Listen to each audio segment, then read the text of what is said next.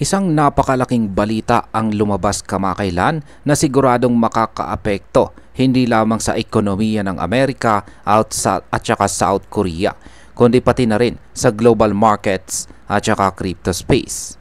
Si US President Donald Trump ay pumirma ng isang bagong kasunduan kasama ang South Korean President na si Lee Jae-myung, kung saan ay binawasan nila ang tariff mula 25% pababa sa 15%. Ang kasunduan na ito ay hindi lang basta trade deal dahil kaakibat nito ang isang napakalaking investment na aabot po sa $350 billion. Pero ang tanong ngayon ay ano ang laman ng deal na ito at bakit ito sobrang mahalaga. Kaya yan po ang siyang ating pag-uusapan sa video na ito. Pero bago po tayo magpatuloy ay pakibasa na lamang po muna ang disclaimer dito po sa ibaba ng ating screen. Ayan, ano nga ba ang laman ng Trump-Korea Tariff Agreement na ito? Sa kasunduan na ito ay nakasaad na ang dating 25% na buwis sa mga imported goods mula Korea ay bababaan na sa 15% simula August 1. Dahil dito ay napigilan ang napipintong pagtaas ng taripa na dapat ay mag-uumpisa na sana sa parehong petsa or August 1. Isa itong hakbang para mapanatiling matatag ang relasyon ng Amerika at saka South Korea pagdating sa economy at saka technology. Hindi lang basta pagbabawas ng buwis ang pinag-usapan dito.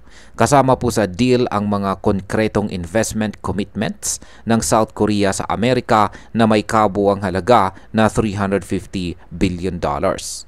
Ngayon ay saan po mapupunta ang $350 billion investment ng South Korea? Ayon po sa mga detalye ng kasunduan ay hinati po sa iba't ibang sektor ang malaking pondong ito. Halimbawa ay mayroong $100 billion na inilaan para sa pagbili ng liquefied natural gas or LNG at iba pang energy products. Isa ito sa mga pangunahing prioridad ng Amerika sa panahon ngayon dahil gusto nilang i-diversify ang kanilang energy sources. Bukod pa rito ay $150 billion naman ang pupunta sa shipbuilding industry. Kabilang dito ang paggawa ng mga bagong barko at ang pag-maintain ng mga operational vessels. Sa ganitong paraan ay makikinabang hindi lamang ang mga kumpanyang Koreano kundi pati na rin ang mga trabahador sa Amerika. Ang natitirang $200 billion ay nakalaan po para sa mga sektor na high-tech gaya ng semiconductors, nuclear energy, secondary batteries at saka biotechnology. Ibig sabihin ang investment na ito ay nakatuon po sa kinabukasan ng innovation. Ngayon ay paano po protektado ang agricultural sector ng South Korea? Habang nagbibigay ng napakalaking halaga ng investment ang South Korea ay hindi naman nila isinantabi ang kanilang sariling agricultural interest. Ayon po kay Kim Yong-byom na siyang head ng Policy Department ng Korea ay matagumpay po nilang naipaglaban ang limitasyon ng pagpasok ng imported rice at beef mula sa Amerika. Hindi po nila binuksan ang market para sa additional imports, lalo na sa karne ng baka na galing sa mga baka na lampas na sa 30 months ang edad. Ang dahilan po sa likod ng desisyong ito ay dahil sa food security. Sa panahon ngayon ay pinahahalagahan po ng mga bansa ang sapat at ligtas na supply ng pagkain para sa kanilang mamamayan. Ngayon, ang sunod po nating katanungan ay ano naman po ang kahulugan nito sa semiconductor at saka tech industry. Napakalinaw po ng mensahe ng kasunduan. Ang South Korea ay hindi lamang po isang simpleng trading partner. Sa pamamagitan po ng equal treatment na matatanggap ng semiconductor at saka pharmaceutical products nila sa hinaharap na trade measures ng Amerika, ay ibig sabihin nito ay binibigyan sila ng importansya at pantay na karapatan kumpara sa ibang bansa. Dahil po sa kasunduang ito ay lalakas pa ang posisyon ng South Korea sa global supply chain. lalo na sa panahon na mataas ang pangangailangan para sa mga semiconductors sa buong mundo. Isa rin itong hakbang para patatagin ang pagkakakilanlan ng South Korea bilang innovation leader sa Asia.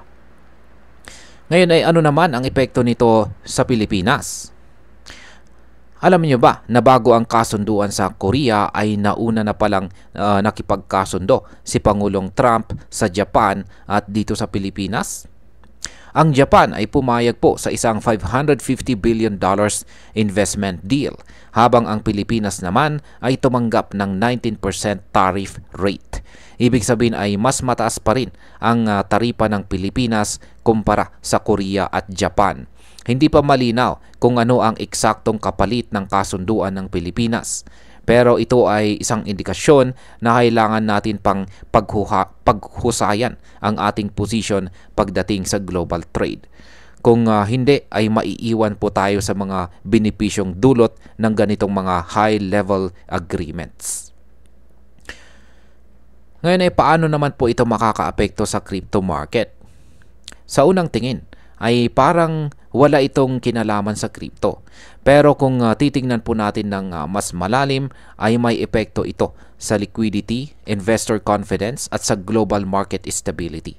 Dahil sa mas magandang relasyon ng South Korea at US ay inaasahang dadami po ang mga capital flows papasok sa high-tech sectors tulad po ng blockchain at saka Web3 development.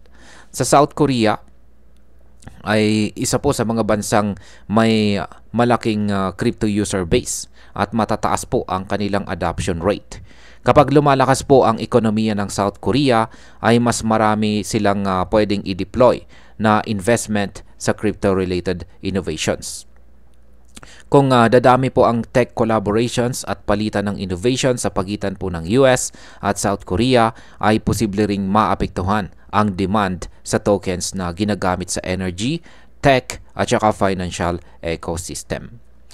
At ayan, bilang mga Pinoy crypto enthusiast ay mahalaga sa atin ang global economic news na tulad nito.